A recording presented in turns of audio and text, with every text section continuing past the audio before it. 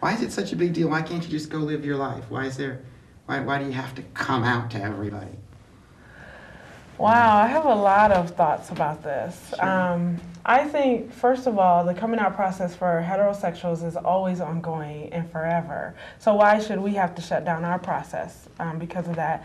I also think that there's still a lot of people who are still very uncomfortable and uneducated about sexual orientation and gender identity and expression. Yes. So I do feel like it's still important for the coming out process. I think that the coming out process may be changing or slightly modifying, or there's a different kind of ownership about it, but I feel like it's very necessary. And I think there's different ways to come out, you know. Sure. When I go to the grocery store, I'm not screaming through with a pride flag, I'm a lesbian and I need tomatoes, you know. Or when I go to my gym, you know, and play racquetball, I don't go in, you know, running through with a pride flag saying, I'm a lesbian, anybody gonna play with me? You know, so, but what happens is, as you start to connect with people and you start to share parts of your life, you know, there is a coming out process, because Sure. there's this overwhelming assumption that someone may be of a traditional binary identity of gender and or that they're heterosexual. So because of that overwhelming assumption, I think that it's very necessary to come out. And so there's been times when I've been playing with my racquetball buddies and they're like, oh, what do you do? So I'm a professional gay. My title, when I start talking about my job, is a coming out process. So, Wow. you know, so then I see people do their pause, and then they try to, you know, Sure. and to me, I understand the pause, but what makes the difference is when I come back the next day to play with you, to play racquetball, Right. that you're still, Exactly. you know, we're still able to play. You've integrated the new information and you're back to play racquetball. Absolutely, absolutely. So, Wow. what do you think? Well, I mean, it definitely is a big deal as far as the transgendered stuff goes, because I mean, Sure. just like hanging out with friends, like you're switching bathrooms, you're switching this, you're switching that, pronouns, Yes. I mean, and I mean, no one switches just on a whim, like, Oh, yeah. as far as like with the, Sure. Yeah. I mean, I didn't say that right, but No, that was good. That was good. It was accurate. Yeah. You don't choose to do Yeah, this it's just not for just fun. like, hey. yeah, it's not like, oh, I wonder how this is going to turn out. I mean, Yeah. it definitely is like, it really was a big consideration for me, like who I was going to come out to first as far as like friends went and family and like how and like when was I going to say what to who. But I mean, it definitely has helped me like with my confidence as far as like just being out. I'm a lot more comfortable with myself now that I am. Yeah. Because I feel like I'm not trying to hide a whole bunch of stuff. Exactly. Well, we actually do have a We call. did, yes, that lit up Oh. the. Wow. Okay, we may have lost one, but we're going to take this call. Good evening, NLC Trans. You're on the air. Hello. Hello. Hi. Am I on the air? Yes. Yes. Okay.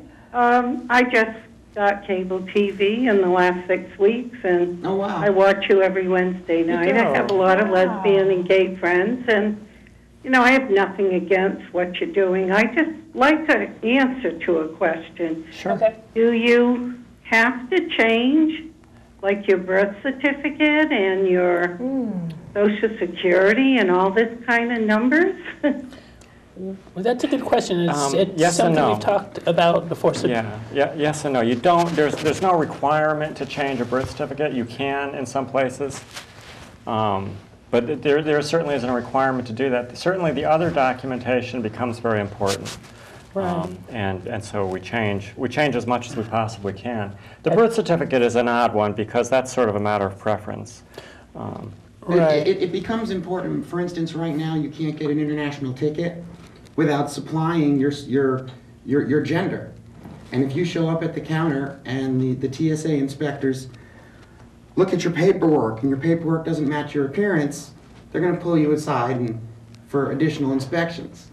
How the world treats you, the world does treat men and women differently, and how the world treats you is you know, very integral to your identity and how comfortable you feel in the world. Changing your documentation is part of that process, so that your driver's license and your identifying information reflects your actual gender, not the one they assigned you at birth. Right, so there's a personal safety aspect to it, certainly, and a lot of convenience and just drawing yourself into completeness. We've heard it argued before by, and not hatefully either, let me add, by people who work in records keeping for the state, I believe, that And you might want genealogy, yeah. right. You might want to keep a paper trail for record keeping purposes, for historical purposes later. Now, how that gets used is something we have to be careful about. So it's also concerned about when you fly. Right. Yeah. Certainly there are a lot of things that we do in life that that require us to have documentation, and it can be very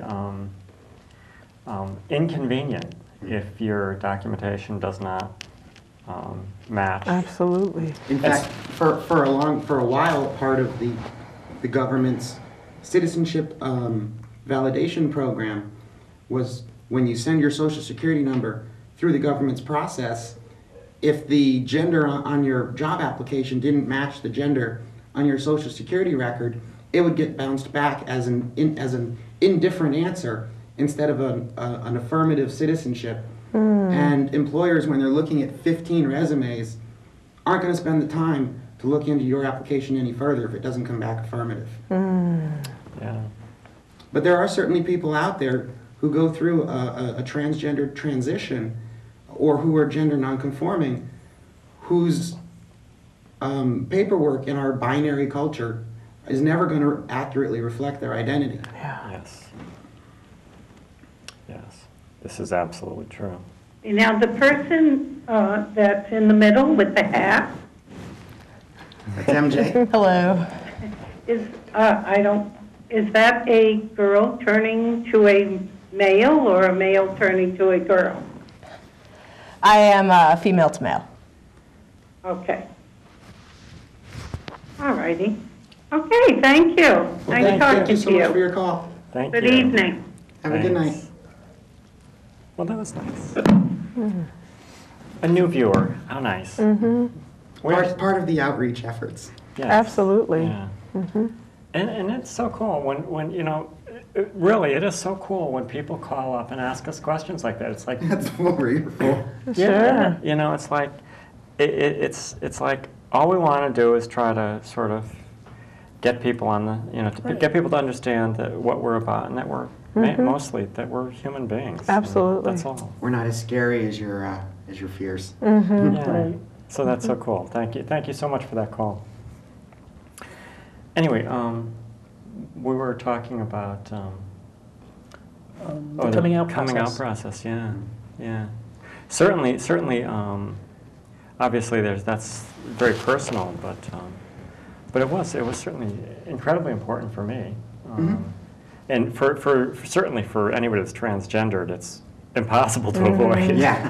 Well, But there's also for me, the whole human equality aspect of it. And it goes beyond simply GLBT issues, but I mean, and we've discussed this in some level before. It goes so far as to when you're at work and you're making small talk at work, and a heterosexual is asked, "What did you do over the weekend?" "Well, I went with my boyfriend to a movie." So why can't a gay man say, "I went to see the new sci-fi with my boyfriend"? And often they feel like they can't, and that's a problem. That's right. It's the whole don't ask, don't tell approach to diversity, and I object to it.